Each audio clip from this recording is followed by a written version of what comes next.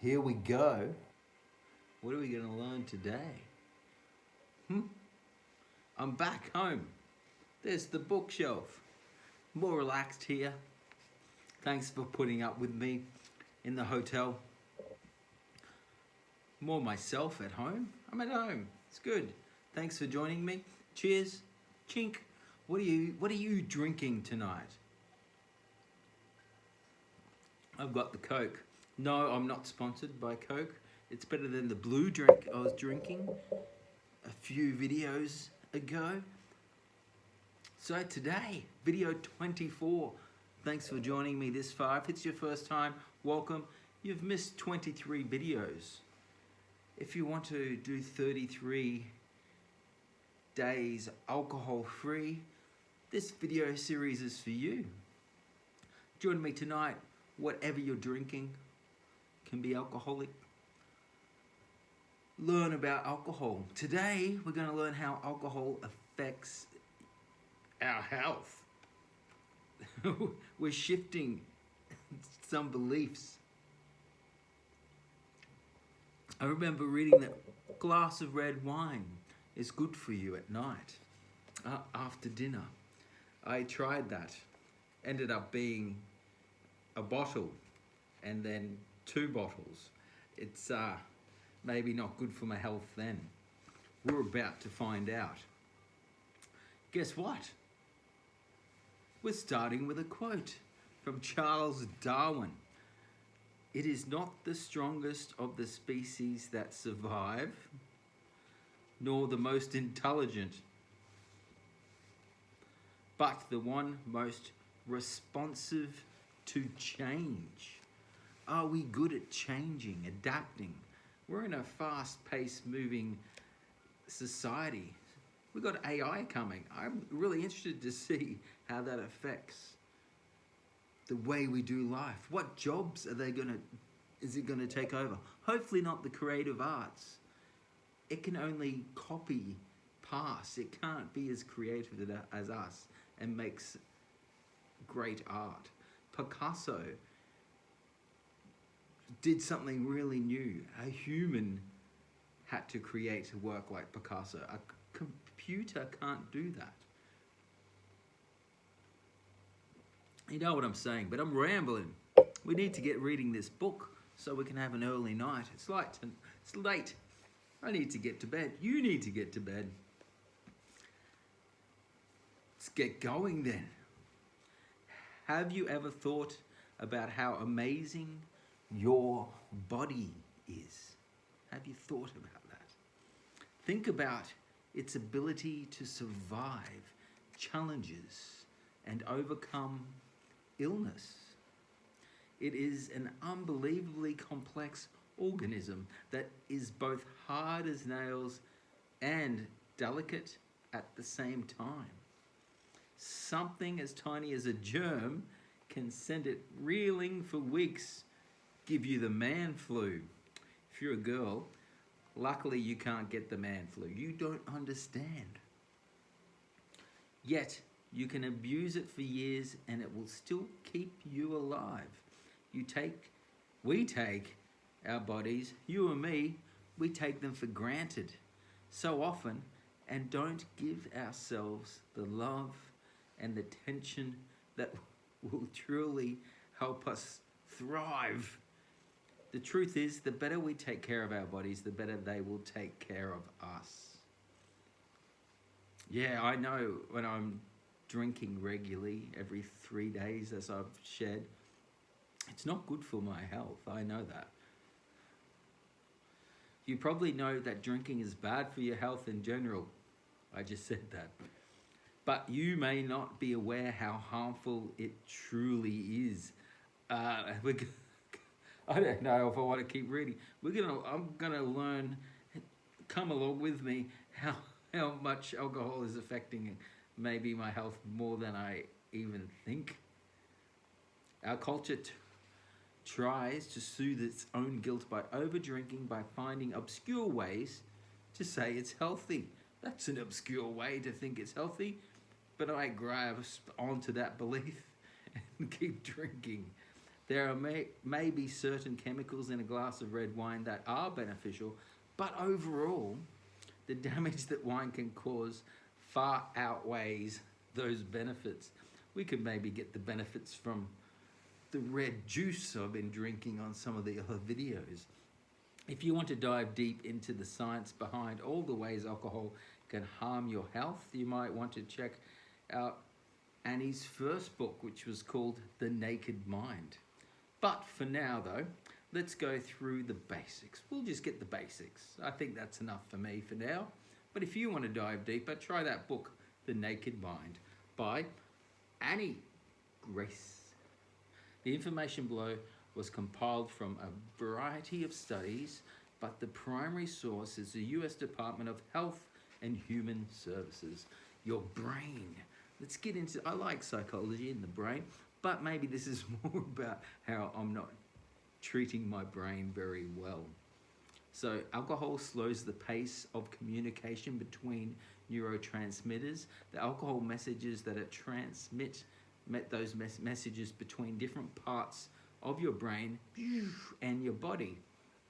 It interrupts your brain's pathways, literally reducing the speed of delivery of information between parts of your brain and body by slowing down your brain's neural highways. That's why I start stumbling and slurring, I bet. It slows communication from your senses, deadening them and decreasing your responsiveness. Ooh, gonna fall over.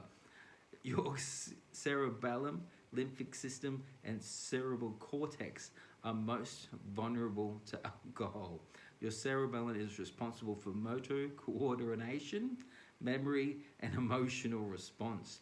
Your lymphatic system monitors your memories and emotions, and your cerebral cortex manages activity, including planning, social interaction, problem solving. Yeah, I can't be doing any puzzles or problem solving when I'm drunk. And learning. Sometimes I do watch videos where I'm trying to learn something when I'm drunk and I'm not getting the full learning, I know. It comes as no surprise, that alcohol hinders motor coordination. Yep, that's no surprise at all. After all, being tipsy or unable to walk a straight line is a classic indicator of alcohol use. But did you know that alcohol robs you of your natural ability to manage your emotions? Our natural ability to manage our emotions. This is why alcohol causes unhappiness and irritability, and why some drinkers describe their binges as either crying, jags, or fits of rage. You know, your friend who's like, "Oh, we got to watch him. He gets into fights when he's been drinking too much of the Bundy rum." That is more terrifying. What is more terrifying is that over time, the artificial stimulation your brain receives from drinking makes you neurologically unable to experience the pleasure you once did from everyday activities, such as seeing friends, reading a book, or even having sex. It takes away the neurologically ability to have the experience of the pleasure of those things. Alcohol interferes with your ability to behave, think, and interact socially. Drinking impedes your natural capacity to remember, learn, and solve problems. Just one bout of heavy drinking, meaning 5 drinks in 2 hours for men, or 4 drinks in 2 hours for women, can cause permanent alterations to your nerve cells and reduce the size of individual brain cells. Just 1 2-hour drinking session. Toxins released by your liver and passed into your brain during alcohol metabolism are responsible for poor sleep, mood imbalance, personality changes. That'll be like that violence or this weeping, anxiety, depression, and shortened attention span. What? Who said that? And they can result in coma or death. That's the brain. What happens to the heart? Your heart beats over 100,000 times per day to carry 2,000 gallons of blood through your body. That's a big job your heart does. Thank it. Thank you, heart, for beating. Alcohol weakens the heart muscle so that it sags and stretches, making it impossible to continue contracting effectively. When your heart can no longer contract effectively, you are unable to transport enough oxygen to your organs and tissues, so your body is no longer nourished appropriately. It's not getting the nourishments it needs. Drinking large amounts in one sitting, I'll just get up and sit down again, so there'll be 2 sittings, even on a rare occasion, can affect the electrical systems that regulates your heartbeat. Your heart may not beat hard enough, which can cause your blood to pool and clots to form. So alcohol leads to blood clots. The opposite can also happen. Your heart can beat too fast if you're having the vodkas and Red Bull, maybe, which doesn't allow for the chambers to fill with blood. In turn, an insufficient amount of oxygen pumps out to your body. As a result of that, binge drinking raises your likelihood to having a stroke. You can have a stroke 39% higher to have a stroke. Your blood vessels are stretchy like elastics, so they can transport blood without putting too much pressure on your heart. Drinking alcohol releases stress hormones that constrict your blood vessels, elevate your blood pressure, and cause hypertension, in which your blood vessels lose that elasticity. Doesn't do too well for the heart. Now let's talk about the liver. 2 million Americans suffer from alcohol-related liver disease, making it a leading cause of illness and death. Your liver stores nutrients and energy and produces enzymes that stave off disease and rid your body of dangerous substances, including alcohol. Alcohol is a dangerous substance. When your liver metabolizes alcohol, it creates toxins which are actually more dangerous than the alcohol itself. When the liver is getting rid of the alcohol, it's creating toxins. I didn't know that. Alcohol damages liver cells by causing inflammation, and it weakens your body's natural defenses. Liver inflammation disrupts your metabolism, which impacts the function of other organs. Further, inflammation can cause liver scar tissue to build up. Simultaneously, your liver function suffers because alcohol alters the natural chemicals in the liver needed to break down and remove scar tissue. So it's creating scar tissue and then making it hard for it to actually break down the scar tissue. That's not a good thing. Drinking also causes steatosis or fatty liver. We end up with a fat liver. Fat buildup on your liver makes it harder for the liver to actually operate. Eventually, fibrosis, which is the scar tissue, becomes cirrhosis, which is more scar tissue. Cirrhosis prevents the liver from performing critical functions, including managing infections. So if you end up with an infection, your liver can't handle it, or absorbing nutrients, we won't get the nutrients we need, and removing toxins from the blood. This can result in liver cancer and type 2 diabetes. This is not good news at all. 25% of heavy drinkers will develop cirrhosis. Maybe I should get a checkup. I try and stay away from the doctor. He's going to find out something. Immune system. Germs surrounding us, making our immune system our most important tool for fighting off disease. Our skin is the first line of defense against infections and disease. But if germs do make it into the body, we have 2 systems that provide a defense. the innate system, which fends off first-time germ exposure, and the adaptive system, which retains information about prior germ invasions and promptly defeats repeat attacks because it knows what it did last time and does it again. Alcohol suppresses both of these systems. Our immune system uses small protein called cytokines, a lot of new words for me, and these cytokines, it sends them out chemical messages about infection in a kind of early alert system. Alcohol disrupts the production of these cytokines. The alert system doesn't work. When working correctly, cytokines alert our immune system of these intruders, and our immune system responds with those white blood cells that attack, surrounding and swallowing up that bacteria. Alcohol impairs both functions, leaving us more susceptible to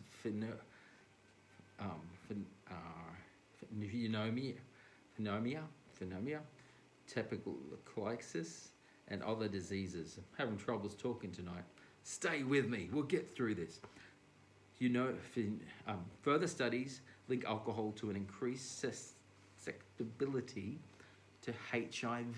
So even HIV's susceptibility is increased, not only increasing our chances to contract HIV, but also impacting how rapidly that disease develops once we are contracted with HIV. Alcohol and cancer. How big is this chapter? This is not good news. Getting there. Occasional drinking couldn't possibly cause cancer, could it? Yes, apparently it does. Alcohol causes cancer. In a meta-analysis of 222 studies, 222 across 92,000 light drinkers and 60,000 non-drinkers with cancer, the light drinking was associated with higher risks of many types of cancer, including the booby breast cancer. A 7-year study of 1.2 million middle-aged women highlights the direct and terrifying link between drinking and cancer. According to the study, alcohol increased the chance of developing cancers of the breast, mouth, throat, rectum, liver, and esophagus. The most frightening thing, the other ones weren't frightening, but apparently this is the most frightening revelation, is the cancer risk increases no matter how little the women drank. So even just a little bit increased the cancer risk. According to National Cancer Institute, the risk of breast cancer was higher across all levels of alcohol drinking. Woof. According to Cancer Research UK, there's no safe limit for alcohol when it comes to cancer. Wow. Is having a glass of wine helpful for the heart? Not for the cancer. It also doesn't matter what type of alcohol you drink.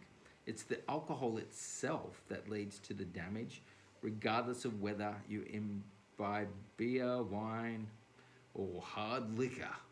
It's going to get you. Although many of us are not aware of the relationship between alcohol and cancer, it should not come as a surprise. Surprise!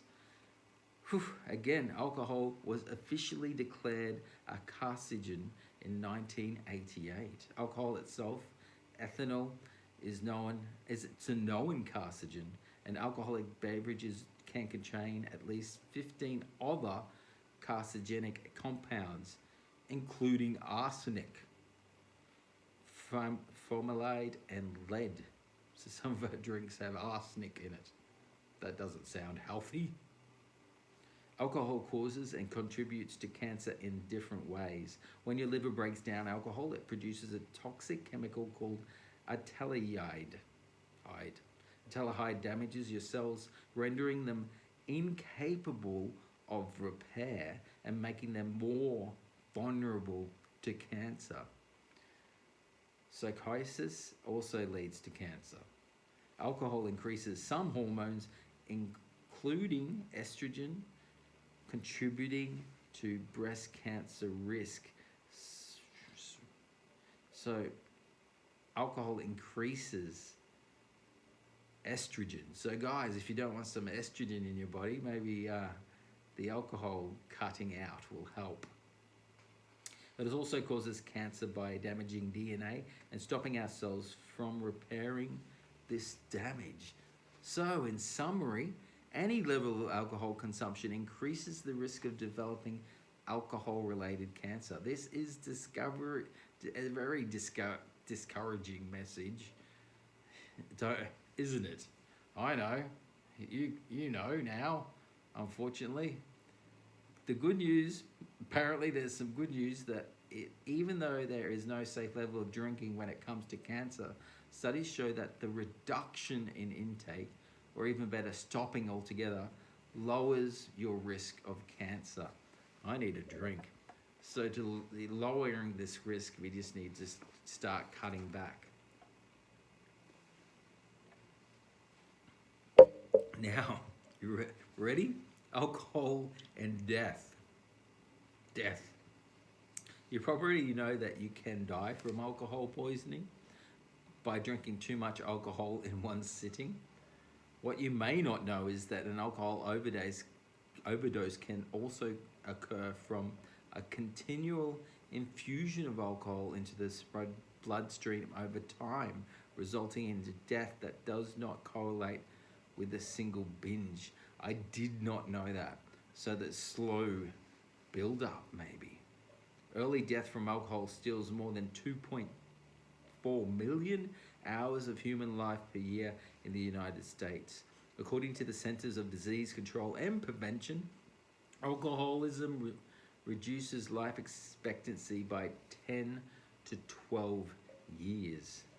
This information may lead you to ask, what level of alcohol use is safe? Yeah, how much can I drink? Well, according to the most up-to-date research, this is 2018, there is no risk-free level of alcohol consumption. In fact, alcohol use is the leading risk factor among people 15 to 79 years old, and the 7th leading risk factor for death among all ages. The most recent and most comprehensive study says that the level of consumption that minimizes health loss is 0. No alcohol. It's the only amount of consumption that minimizes health loss. Considering how many people drink every day, this is a sobering fact indeed. So sobering that people might actually go sober. Today, give your body a big thank you. Thank you, body. And decide whether that glass of wine or pitcher of beer is worth the health risks that you are drinking along with it. Now that we know about them. Once you learn the risks, unfortunately, we can't unlearn them. So some reflections. We've got Miranda. So interesting that health was the topic of today's reading. I went to the doctor today. She went to the doctor. Good on you, Miranda. And my blood pressure was in the ideal range. When I was drinking, my BP was borderline high and outright high. And my previous doctor wanted me on blood pressure meds. I have also lost 3 pounds in these 25 days. I've been free from alcohol. I didn't weigh myself. I wonder if I've lost some weight. So, we've got Rusty. Hey, Rusty, he sounds cool. When I was drinking, I didn't want to know the harmful effects of alcohol. I wouldn't read or listen to any reports that stay in the dark. I knew it wasn't good for me, especially since I am cancer survivor. But I wasn't ready or willing to give it up. Now I want to know all the negative effects. I want to know the truth. It reinforces my desires to remain alcohol-free. Good on you, Rusty.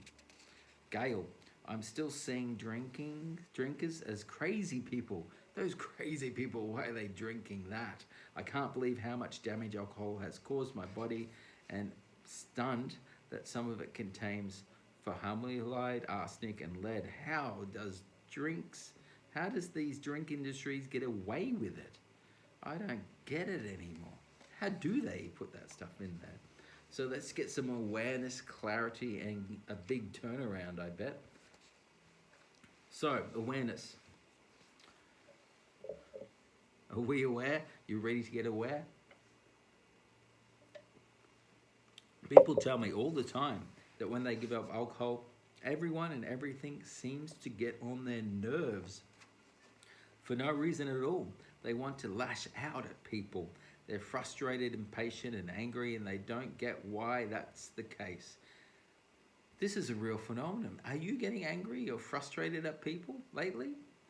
And I want to understand where it comes from so you won't use it as a reason to keep drinking. It's this belief. Drinking helps me keep my cool. Yeah, like Fonzie. You, man. Clarity.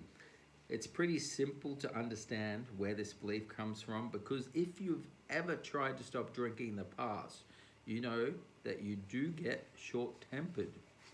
It does happen. And we've certainly witnessed people in the movies and on TV getting angry whenever the character gives up any addictive substance, such as alcohol or cigarettes or even sugar. It's amazing how addictive sugar is, and also how amazing how much sugar is in a lot of things we eat and not know. The healthy muesli bars, it's got sugar in them. Have a look. It's easy to conclude that if quitting alcohol makes you angry, then drinking must help with anger. We assume the alcohol must provide some sort of calming effect. Let's dig deeper. Let's dig deeper into this one, shall we? We've been without alcohol in your system for a little while now. We're doing well. Keep going. And you might be feeling on edge or short-tempered with the people around you. It's not that you're not always like this and the alcohol was calming you down. Well, maybe it's quite the opposite. Your experience withdrawal symptoms as the alcohol leaves your system. You've experienced this before, though you may not have realized it. Think back on a few times when you were short with people. Maybe these were moments of extreme anger, or maybe even violence, but you definitely regret your behavior. You weren't yourself, were you? Take a moment to remember 2 or 3 of these episodes where you sort of exploded, and notice where alcohol fit into this picture. Where was alcohol in that picture when you exploded? Most likely, those bouts of anger occurred a few hours to a few days after your last drink. Interesting. Is that true for you? Is it a few days after you've had a drink that you're getting a bit angry? It's because, again, the alcohol was leaving your system. There's a well-documented link between aggression and alcohol consumption. Drinking is involved in about 75% of all child abuse and deaths, and half of all violent crimes. On college campuses, 95% of all violent crimes and 90% of sexual assaults involve alcohol. 95% violent, 90% of all sexual assaults, alcohol involved. Why? What is it about alcohol that fuels all this anger and all this aggression? The biggest reason is that alcohol gives you tunnel vision. It narrows your focus so you can't or won't be extenuating, you won't see the extenuating circumstances. You're unable to accept any alternative points of view. Let's say you leave a sporting event and your team lost. It's a bummer, yes, but you've been drinking and you're upset about it. As you're walking out of the crowded area, someone in the opposing team's jersey bumps into you. Your perception is that he shoved you on purpose. That mongrel. He did it to rub it in that his team won. He's a mongrel. His team won and yours lost. Since your team lost, you lost. You're a loser. Had you been sober when this happened, you might have simply said, "Oh, sorry, it's surely crowded in here. Everyone's bumping into everyone." When you're drunk, you lose your reasoning power and you're far more likely to react with aggression. This was a personal attack. You lose the power to read these social cues and behave appropriately to this hustle bustle environment. You lose the power. Yep, that simple bump could easily turn into, you got it, a fist fight. And right there in the place where everyone's trying to get out.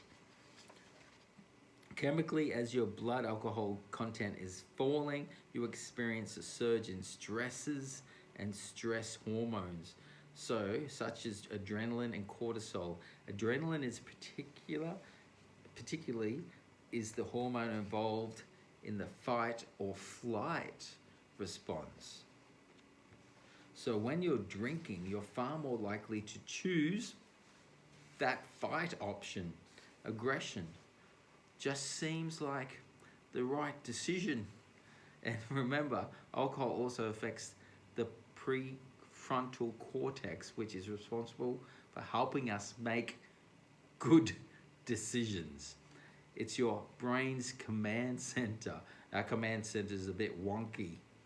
The alcohol lulls that part of your brain to sleep, puts it to sleep. So you're less able to resist unwise behavior.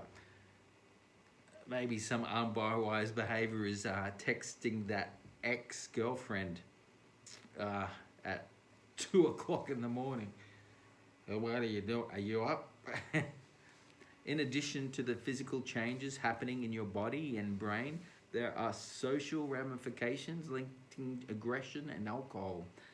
Because so many people drink, we all understand what happens. We all know drinking makes us more aggressive and edgy, so we're more likely to forgive someone who snaps at their kids and gets into a fight because, he's just drinking.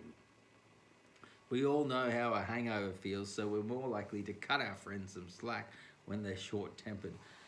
Because we can always blame it on the alcohol. We're more likely to give in to our more aggressive impulses. I was just drunk. So why do these feelings continue after we no longer when we're not consuming alcohol? How do these feelings continue? Remember that it takes about a week for the chemicals to stop affecting the body and the brain. A whole week. It takes time for the toxins to completely leave the system. That withdrawal process doesn't feel good. It's only natural that you're on edge for a while. Give yourself a break. A week we need. Be gentle and let the cleansing happen. It might be a good time to take a few days away by yourself so you don't have to worry about hurting other people or saying things that you don't want to the people that we love. We need a bit of break while we're detoxing for a week or two even. There's something you should know about anger itself. You may not realize it, but anger is actually a secondary emotion. It shows up to mask other emotions, usually hurt, worry, sadness, abandonment. And it's like, how do you feel? Angry. But there's an underlying emotion there. If your children are misbehaving in a restaurant and you get angry at them, you might be feeling worried about what the other people are thinking, or you might be hurt that they're not listening to you. That's coming up as anger. You are probably afraid that your child's misbehaving is an indication that you are somehow failing as a parent. So that could be feeling failing, so therefore you come anger, or insecurity even. Either way, you react with anger to cover up what you're actually feeling. Is anger an easier thing to release? Maybe. Anger, unlike pain or fear, is socially acceptable emotion, especially for us guys. Like anger is like, yeah, he's anger. Everyone gets it, especially other parents who've been there themselves. Once you're aware, so we're aware of this phenomenon now, it's fascinating to catch yourself getting angry and trying to figure out what's the real feeling that's deep under this anger. You can use your anger as a sort of warning light to explore what's really happening with your feelings, and rather than masking it with more, maybe alcohol. It takes courage, but you can step out of the moment and say, all right, okay, I'm angry with kids or whatever's happening right now. What is it that I'm afraid of or scared of? Or am I screwing up or as a parent? Or what if they never listen to me again? What if I can't ever get them to behave? If I were a better parent and not focused on my work so much, would they behave better? Questions. That's a lot of negativity. It's also a lot of weight to carry as a parent. Just being aware of it, sitting in it though, can help you be a kinder to yourself. Emotions can be powerful, but most of the time they're not pointing to something that's truly wrong. It could be, they say you get triggered. Could be a past memory or how you were treated as a child even. I don't know. You work it out. We're trying to work it out here. We'll see. The temptation is to have a drink, to chill out and handle that anger. But you know that that's not going to solve anything. If we have another drink, we're going to have another 2 weeks of detox again. In fact, things will get worse. So here's a great way to handle your anger without alcohol. Change your physical state. Your mind and your body work together to create all emotions, especially anger. If you disrupt that pattern by changing something physically, you can break your anger's hold on you. Okay, something like a cold shower, she says, or getting some exercise, going out for a walk, get away from the situation and ponder about the situation. Screaming into a pillow at the top of your lungs can work, maybe. Do some push-ups, go do something different. Jumping jacks, play with your dog. Just get moving, get your body moving, get these emotions going in your body. Another tool you can use to diffuse anger is to consciously try to get even more angry. That's what she says. Interesting. I know that sounds weird. Yes, it sounds weird. But then when I tried this, it was like a miracle. Try and get more angry. Let's say there's an anger scale from 1 to 10. First, evaluate where you are. From 1 to 10, how angry am I? Maybe you're annoyed and feel like you're at level 6. Your teeth are clenched. Your adrenaline is surging. Your blood is pounding in your ears. I'm at level 6 angry. Okay, try to make yourself even more angry. Level it up to a 9, maybe 10. Don't be surprised if you find yourself laughing. I'm getting really angry. Because anger is the secondary emotion, remember? It falls apart when you try to use it as the primary emotion. If you're trying to be angry, it actually doesn't work. The feeling just goes away. So it's the secondary emotion. So you push into the secondary, and you're like, well, that's really not releasing the emotion I want. Finally, using mindfulness as a tool can help as you try to cope with frustrating circumstances and everyday anger. You don't have to sit and meditate on a cushion for 30 minutes every day. I try and do that, but you don't have to try and do that. Although if you want to, go for it. Mindfulness means becoming aware of your thoughts and feelings, sitting into it consciously. mindfulness is not changing your feelings, but just being aware, consciously noticing that you're upset and stopping and thinking what's behind that. When practiced regularly, mindfulness gives you a little bit of space in your brain and time, that time that you're triggered and when you're actually angry. Even just a fraction of a second is enough to help you handle that on things that you react badly. Get a handle on things so you don't act badly. In that little bit of space, you can put the other tools into action.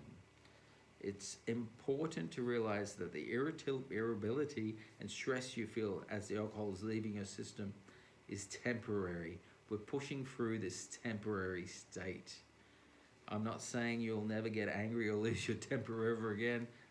Yes, but the additional edgy feeling will subside. So there is this slight edgy feeling that we're pushing through at the moment.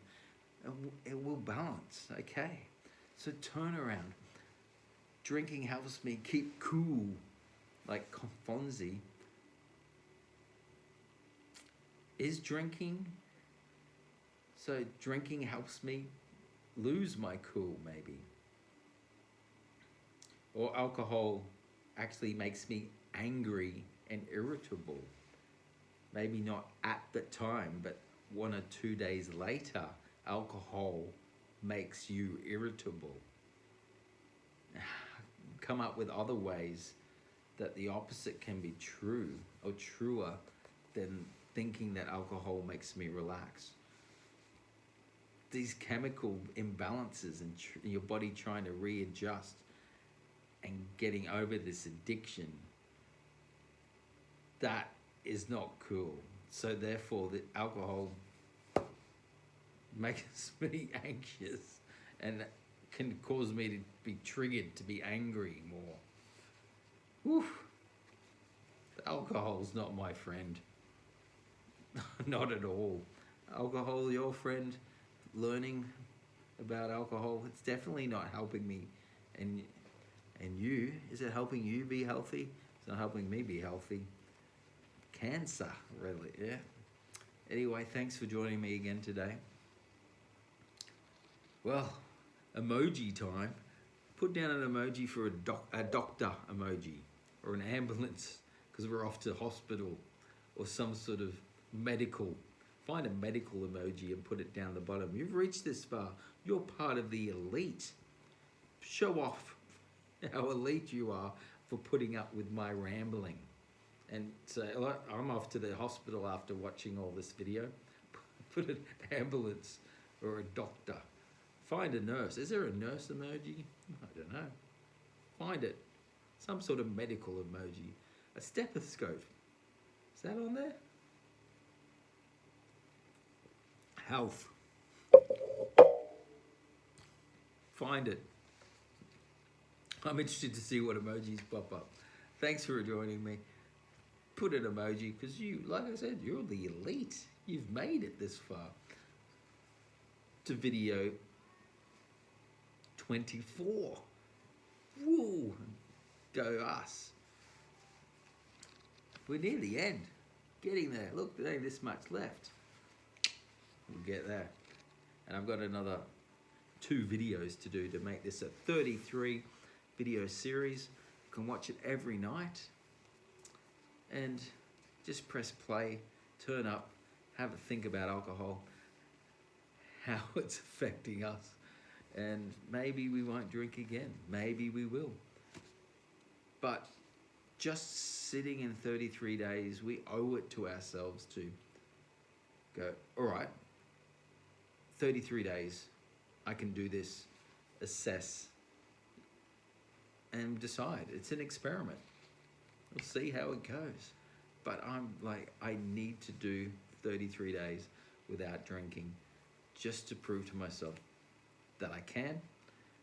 And hopefully it's not as a big issue as what it could be. You see a doctor if this is more of a harder process for you. We mentioned that one of the first videos. Anyway, he's rambling again. I'll see you tomorrow, and we're gonna get into addictive personalities. People have told me I've got addictive personality. So tomorrow we'll be pondering about that, and I'll get to learn that I've got an addictive personality. Sounds like fun. See you there.